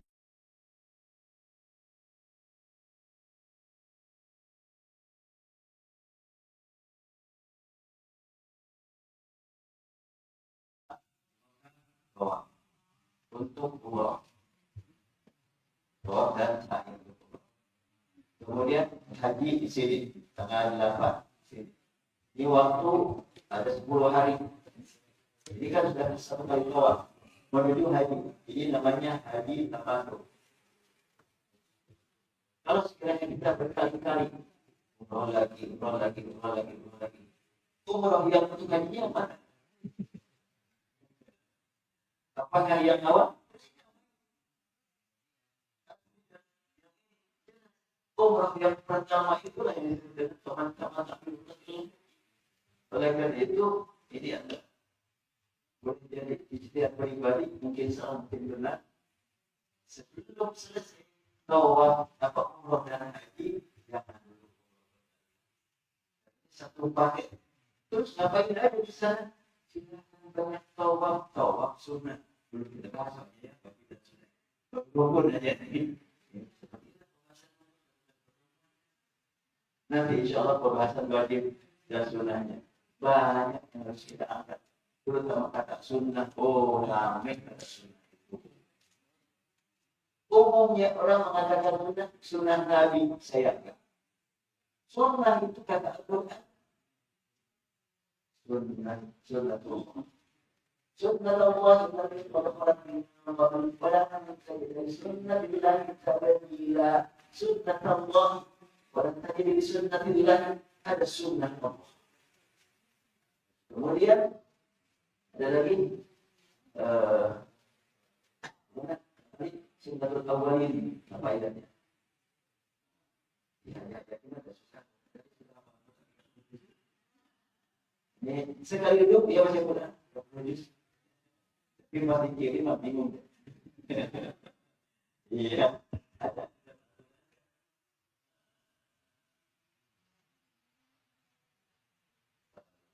Sunnatul awwalin. Ada 2 kita bukan. Ada sunnatullah, ada sunnatul awwal. Rasulullah SAW.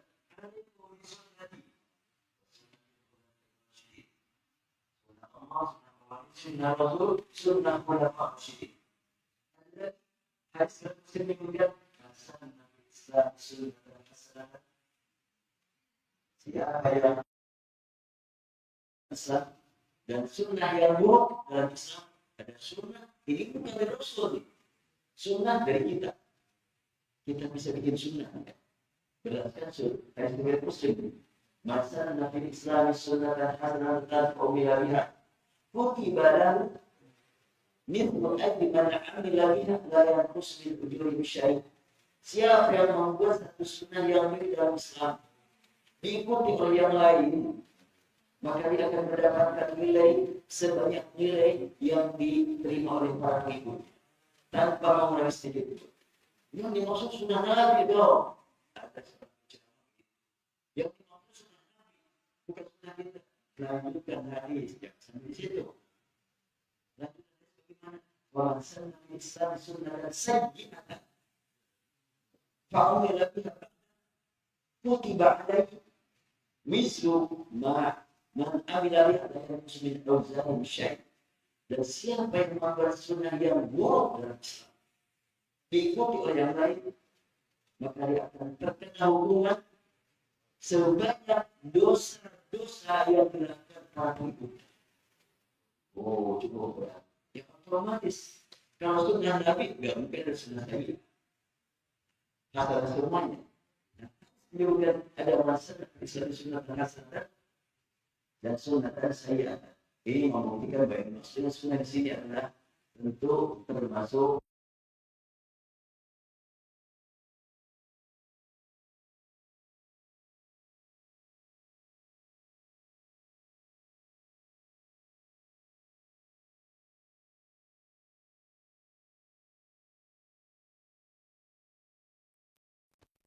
sunnah hasanah dalam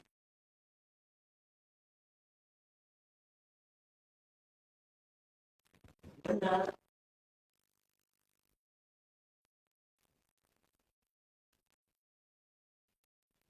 Seperti apa?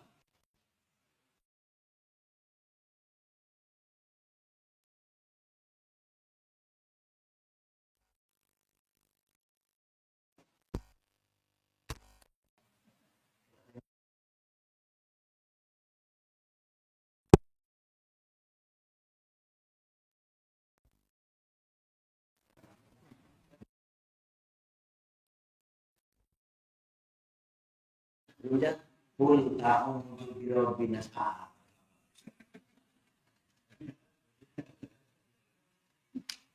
Dulu tulisan Al-Quran zaman Rasul begini, tanpa titik, tanpa harokat.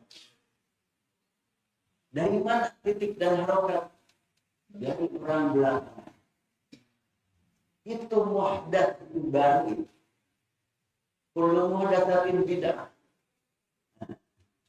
Ini kalau tulisan Al-Quran ya dengan harokat begitu lengkap itu semuanya juga mudah. Setiap mudah bid'ah. Tapi jangan dibilang bahwa itu adalah sayyi'ah. Itu hasanah itu. Coba kalau sekiranya tulisan Al-Quran kayak begini saat ini tanpa titik, tanpa harokat, sudah dikasih titik, sudah dikasih harokat, sudah dikasih tanda baca, itu saja masih iya masih banyak yang perlu waktu. Ya Allah. Nah, coba ini kan kalau kayak begini aja, kira-kira bacanya bagaimana? Dan jelas sekali perbedaan sangat jauh. Di tulisan dulu, tulisan sekarang seperti ini. Oh, ini tanda baca. Ini semuanya adalah sunnah hasanah fil Islam. Ini baru ini, man ada tapi aminnya. Siapa yang mau sesuatu yang baru dalam urusan agama? Sampai di situ, ini baru dalam urusan agama, beda bukan. Belum ditolak enggak. Yang ditolak itu ma laisa minhu, dari Muslim, dari Bukhari, ma laisa bihi, yang tidak dari Islam, tidak ada dalam Islam, itu ditolak. Kalau ada dalam Islam jelas. Penulisan Al-Quran dengan tanda titik, tanda harokat ini kan merupakan ajaran Islam, artinya pelihara Al-Quran. Cara melihatnya silakan bikin. Termasuk sekarang menyampaikan pengajian, berdakwah, silakan bikin cara yang lain yang baru-baru, yang baik-baik. Selama tidak bertentangan dengan akidah tauhid, termasuk lagi pakai internet, pakai pengeras suara. Yang Rasul nggak ada yang kayak gini. Oh ini jangan hubungan ibadah. Ibadah ini nafis banyak ibadah. Dan alhamdulillah ini sejak dibuat belum hari kami dalam itu. Dari semua ibadah apa yang sistem di masyarakat. Itu soal sistem di Mesir nanti akan kita lihat. Jarak radius 8 kilo. Dan itu sudah diungkap oleh media sosial internasional. Satu-satunya sound system yang bisa dilihat dengan jelas dari jarak 8 km adalah sound system di Mesir. Jarak jauh jelas, jarak dekat apa tadi? Coba kita jarak dekat bingung. Bingung maksudnya apa? Saya beberapa kali berjalan di masjid ITB yang namanya ITB ya, masjid sama. Pengajian dari Ahad, ibu-ibu sebelah sini, bapak-bapak sebelah sana. Di belakang tidak jauh masih sama. Di belakang ngobrol, ibu-ibu. Enak juga saya ngaji, itu ngobrol aja terus. Tapi jangan salahin mereka. Mereka datang sini beribadah. Bersihkan hatinya. Jangan sampai tersinggung. Tapi apa upaya yang harus dilakukan? Mas, sini dulu. DKM, dan poster. Tolong mendekati ibu sini. Dengarkan suara saya tidak segan. Udah terima datang ke sana. Sampai di sini. Oh iya, enggak salah sih ngomong. Yang nggak dengar. Dekat nggak dengar, jauh apa? Ini masih ITB. Teknologi di Masjidil Haram, subhanallah, luar biasa. Kita berada di posisi mana di Masjidil Haram suara. Kita berada di toilet, umpamanya suara jelas. Di Solo di atas suara jelas. Itu kecanggihan teknologi milik umat Islam. Beda-beda. Bukan buatan. Gak tahu siapa yang buat. Kalau yang buat non-muslim, mungkin orang berkata begitu. Iya, beda begitu. Non-muslim itu bisa begitu. Jadi hebat kalau gitu. Umat Islam tidak bikin tapi punya. Non-muslim bikin tapi tidak punya. Mana yang jadi bos? Yang itu aja kita sederhana saja. Jangan sampai kita nah, Islam tertinggal, teknologi tertinggal, media tertinggal, ekonomi tertinggal. Buktinya mana yang lain lebih maju? Umat Islam termaju punya sistem tercanggih. Umat Islam termaju punya tenaga militer yang canggih. Sekian lama digempur Palestina masih sekian banyak negara tapi masih eksis. Dan ini perbedaan saya dengan sekian banyak orang berbicara tentang Palestina.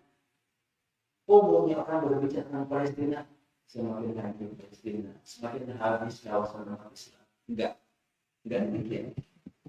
Tahun 1985 Yahudi perbandingannya dengan perang Arab berbanding 71% Yahudi, 29%.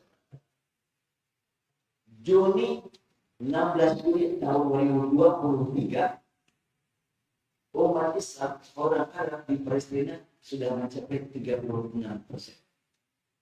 Yahudi dengan 64%. Ya. Jadi sebetulnya berkembang umat Islam di sana.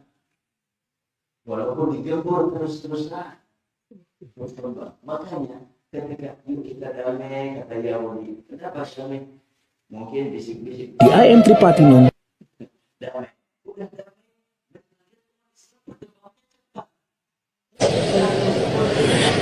Boleh jadi umat Islam di Palestina lebih baik dari mereka. Jadi semakin takut Yahudi.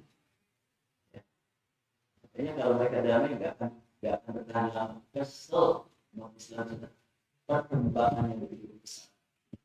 Jadi sekarang orang Yahudi mereka saya memang nggak mau punya anak kan gitu ya. Banyak orang-orang yang anti Islam, anti tauhid, bahkan nggak nikah walaupun kawin setiap hari. Mereka sudah kawin gampang tapi nikah enggak. Tapi umat Islam kan nikah. Terlambat hamilnya gelisah. Terutama orang Palestina sekali melahirkan 2, 3, 4 bulan biasa. Di percepatan pertumbuhan sana luar biasa. Ya, ini pertanyaan cuma 2. Boleh satu lagi Pak Ustadz, sedikit. Bismillahirrahmanirrahim. Nuhun. Tadi disinggung dalam rangkaian ibadah haji ada hadiu walaupun sebentar. dari sisi hukum hadyu ini masuk wajib atau sunnah muakat atau apa Pak Ustadz? Itu yang pertama. Yang kedua dari sisi keafdolan, kalau di kita biasa datang ke masjid, ikut menyaksikan, ikut akad, dan ikut takbir bersama. Apakah di Mekah nanti memungkinkan hal seperti itu?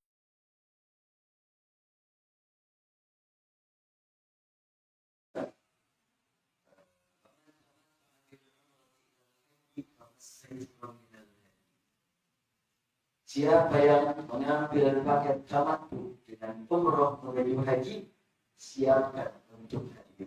Perintah dari Al-Quran. Itu paket haji. Itu berarti bisa dikatakan dan sepakat para ulama itu wajib. Tidak rukun, enggak termasuk rukun. Apabila tidak mampu menyediakan satu ekor domba, silakan ganti dengan saum. Saum 7 hari, dapat 3 hari, maka 7 hari kita dapat. Bisa diganti. Itu yang namanya yang wajib. Yang wajib bila tidak terlaksana ada penggantinya. Kalau rukun tidak ada penggantinya. Itu sekilas, memang tadi belum dibahas.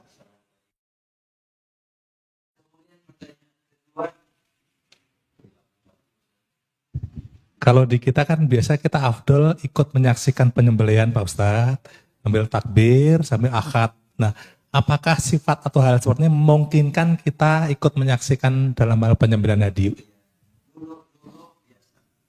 Jadi jamaah haji praktis biasa di bawah biasanya hari ke-12. Hari ke-13 pulang, hari ke-12 kita bawa naik bis ke tempat pemotongan unta. Sekarang yang dipotong domba-domba juga ada perbedaan. Dan untuk belakang sangat sulit untuk berangkat menuju tempatnya. Di samping memang cukup susah berdesakan jalannya atau antri atau macet jalan, dan juga memang juga begitu ada perbedaan antara motong. Kalau dulu motong unta itu banyak orang ingin tahu bagaimana cara motong unta sesuai dengan firman Allah Subhanahu wa taala. Walaupun ja'alnaha min sya'airillah فاذكروا الله عليها الصلاة فإذا وجبت جنوبها فاكلوا منها وأطيعوا الطامع والمعتر. Al-Budna unta binatang besar. Itu merupakan syiar Allah. Apabila sudah bergaris unta berjajar yang dipotong, sebut nama Allah. Bila sudah tersungkur, silakan manfaatkan dagingnya.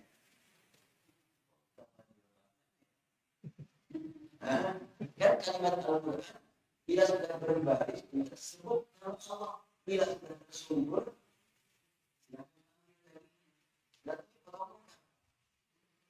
silakan daging.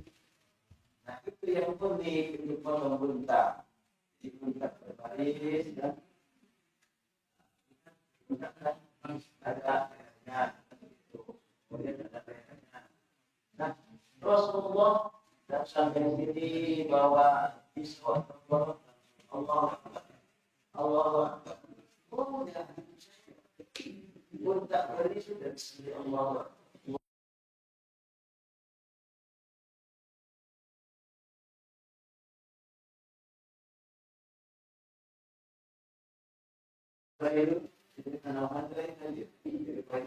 Justru Rasulullah datang menuju unta juga bahagia. Unta nikmat bersentuhan dengan tangan Rasul. Rasul berjalan oleh karena itu Rasul pernah motong unta hari raya 63 ekor. Coba kalau unta dipotong 63, jadi bagi dulu berapa? Jalan saja.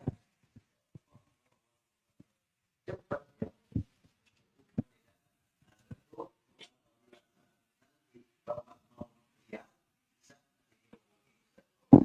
Saya mau lihat Tapi kalau rame-rame, dulu mah biasa dibawa. Didorong ke tempat, di gedung.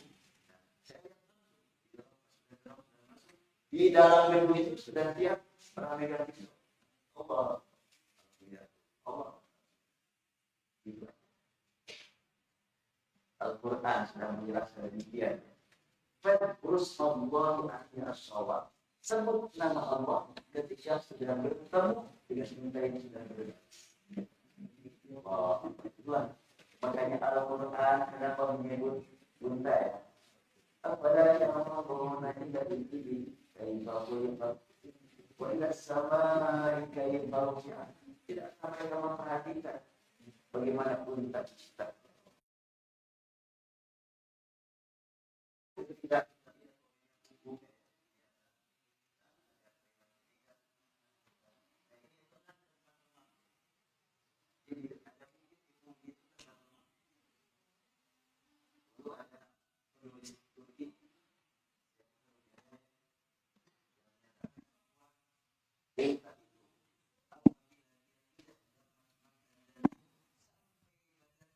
Nah, 25% masih berlari.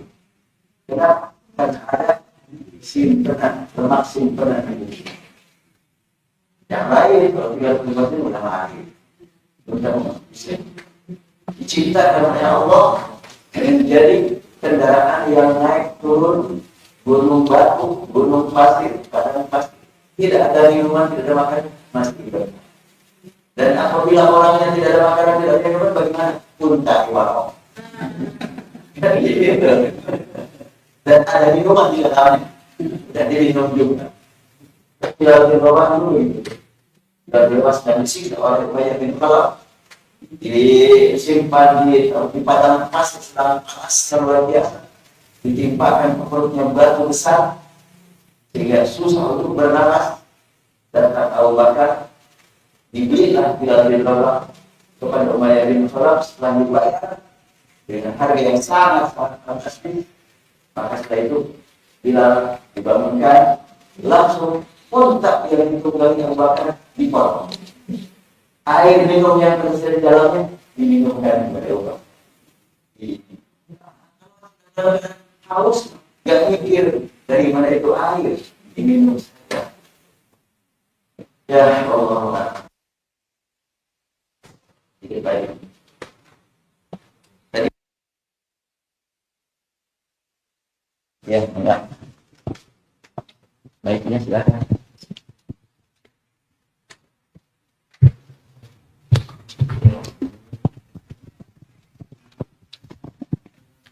Assalamualaikum warahmatullahi wabarakatuh.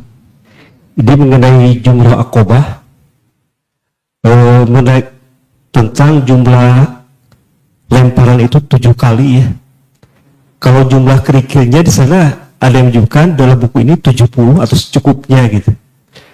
Nah, yang tepatnya itu cukup 7, 70 atau berapa gitu. Terima kasih. Ya, kita melempar jumroh tanggal 10 hanya 1 jumroh. Tanggal 11, 12, 13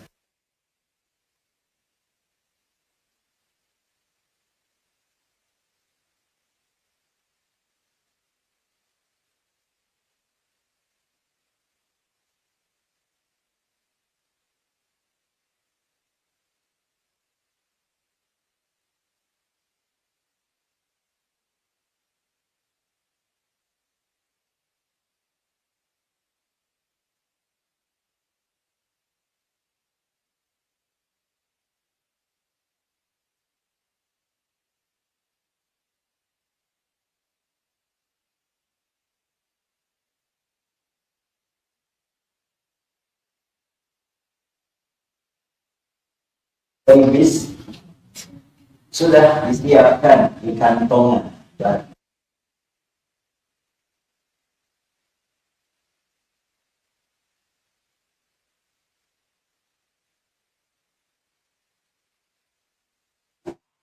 yang diwajibkan melemparkan.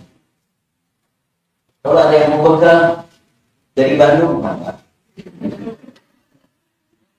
Bukan rangkaian ibadah haji ngambil batu. Ini juga termasuk yang pasti diperbaiki. Pemahaman di Indonesia, ya tergantung pembimbing juga sih. Ibadah di Muzdalifah ngambil batu untuk dilemparkan di Mina. Akibat pernyataan bahwa ibadah di Muzdalifah adalah ngambil batu, maka ketika turun dari bis dibagi kerikil satu kantong, ada saya saksikan langsung termasuk kemarin pas turun dari bis dibagi langsung diaurkan lagi kurungan deh. Ya Allah, ini dia pahami mungkin tidak bisa dibagikan untuk diaurkan dan diambil di badannya. Ya ada hubungan itu. Ya Allah, salah penyampaian itulah. Mungkin boleh jadi penyampaiannya tidak satu pemahamannya aja yang udah ya itu sendiri saya saksikan langsung itu orang mana itu? Ya mungkin orang baru. Karena ya gak jauh kan kita cuma beda kloter tiga orang. Jadi mereka membedakan ya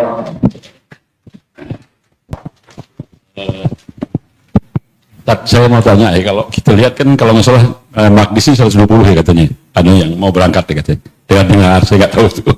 Tapi katanya Magdis ini ada 120 orang dalam rombongan Magdis ini yang mau berangkat. Saya hanya dengar aja. Tapi saya ingin tanya, sebenarnya dalam kita rombongan 120 orang itu nanti kalau di Mekah itu, kita tuh dibagi apakah satu pembimbing atau ada beberapa pembimbing? Dan terus saya mau tanya juga, apakah kalau kita itu nanti dalam proses-prosesnya ibadah ini kita dikasih tahu? Kalau saya tuh sengaja nggak hafal saya untuk menjaga proses ini gimana, tapi kalau nggak dikasih tahu repot juga tuh, nanti salah pula kita menjaga ibadahnya kan. Itu yang perlu saya tanyakan Pak. Terima kasih.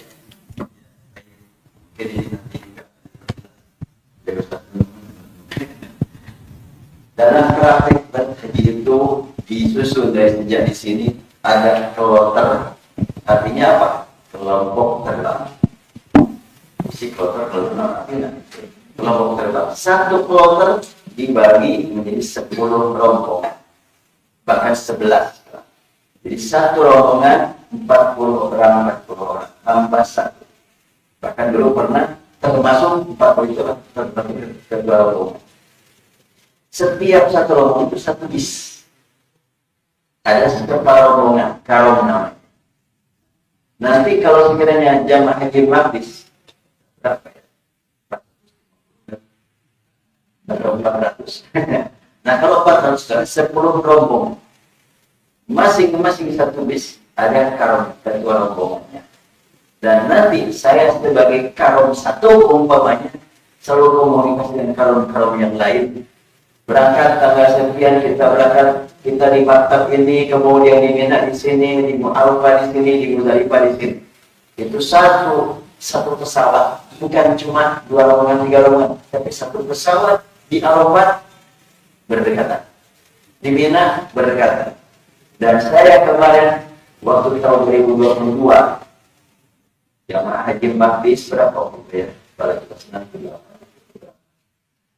100 atau lebih itu lagi. Saya cari di Arafat dan survei dulu ke Arafat. Saya cari tenda yang paling besar. Nah, di situ bergabung saya dengan percikan iman dengan istri. Kemudian di sana ada Salman dibimbing oleh Ustaz Kasep. Ada lagi apa lagi lah? Ada lagi jadi Assalam itu ada pembimbingnya. Nah yang tidak punya pembimbing waktu itu percikan iman dengan Istiqomah tidak punya pembimbing. Sudah saya pilih, yuk kita bergabung aja di tenda ini. Satu tenda Magdis, Istiqomah, percikan iman, dan mandiri. Sudah, alhamdulillah, saya bawa waktu itu sistem yang cukup besar, bisa menampung semuanya. Sehingga jamaah yang saya bimbing di Arafat 260 orang. Yang lain-lain ada tenda terpisah. Alhamdulillah, silaturahmi lebih nyaman, lebih nikmat. Sama kok semuanya hamba Allah.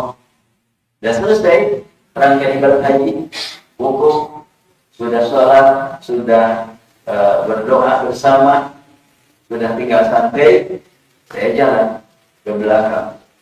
Di situ mandiri sudah berjalan, Ustaz, kami mau berfoto bersama, ini sudah siap semuanya. Oke, boleh. Udah. Yang pertama-tama minta berfoto bersama dengan saya, ya Mas. Udah siap. Dari bikinan iman kami juga siap. Maka isi rumah siap. Maknis belakangan. Udahlah, udah bosan ya saya bersama.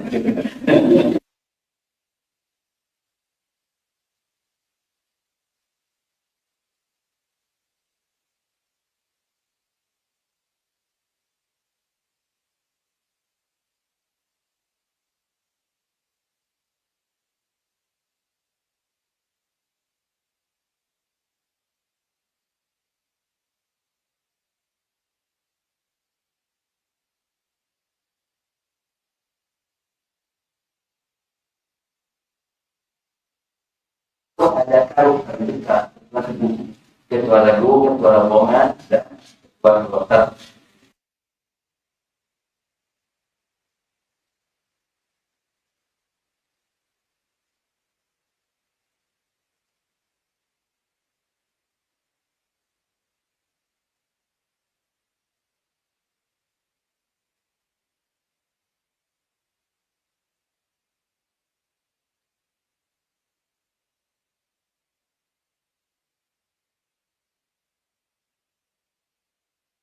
Kanan, ya, gimana? Tidak mesti saya yang ditanya. Silakan kalau masing-masing.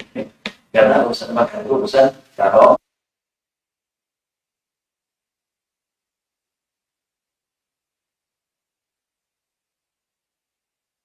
tukar pengalaman dengan jamaah yang sudah lalu bagaimana.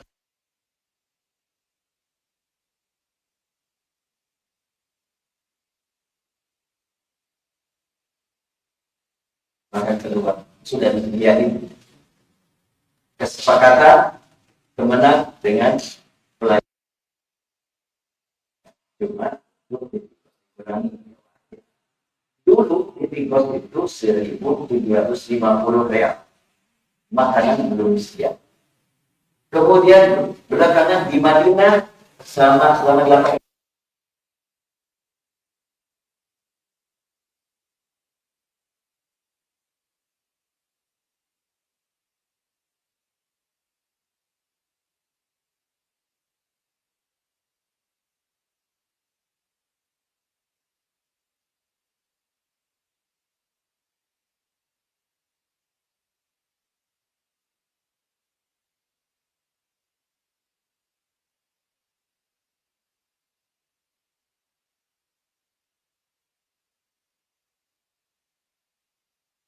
lagi ini lagi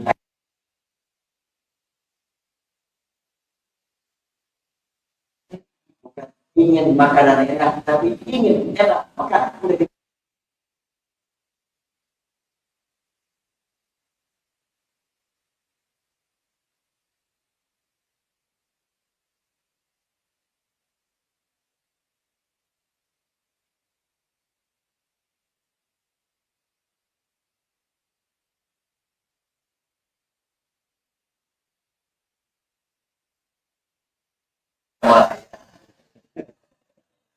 Ya, sebetulnya kita seperti itu. Kayaknya kalau kita berpulang-pulang ini lagi ya kita terima saja.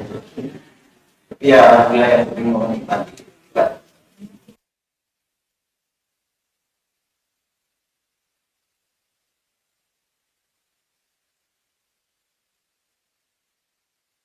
Ya.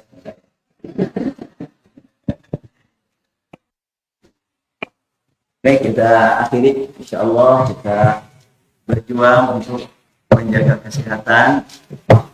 Saya pun ya sejak pemeriksaan kemarin pemeriksaan secara menyeluruh ya dokter bilang tambah Ustaz banyak olahraganya. Siap. Sebelumnya saya olahraga cuma seminggu sekali renang.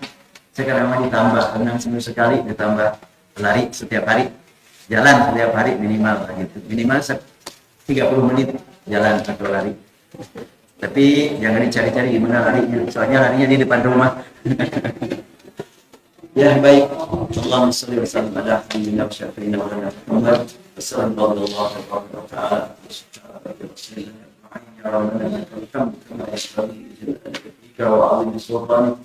Ya Allah, hanya padamu kami panjatkan kita syukur. Engkau yang memberikan kepada kami nikmat hidup sampai saat ini. Engkau yang memberikan kepada kami bekal hidup berupa iman, berupa ilmu, berupa kesehatan.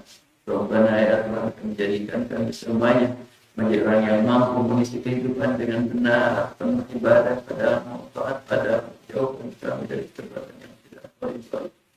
Tanamkan ke dalam kalbu kami Allah cinta taat padamu, dan tanamkan pula dalam kalbu kami benci terhadap kemaksiatan ya Allah. Allahumma rabbana taqabbal minna innaka antas samiul alim. Allahumma arhamna innaka antal ghafurur rahim. Allahumma arhamna innaka ghafurur rahim. Rabbana atina fid dunya hasanah wa fil akhirati hasanah wa qina adzaban nar. Alhamdulillahi rabbil alamin. Demikian yang Allah sampaikan. Assalamualaikum.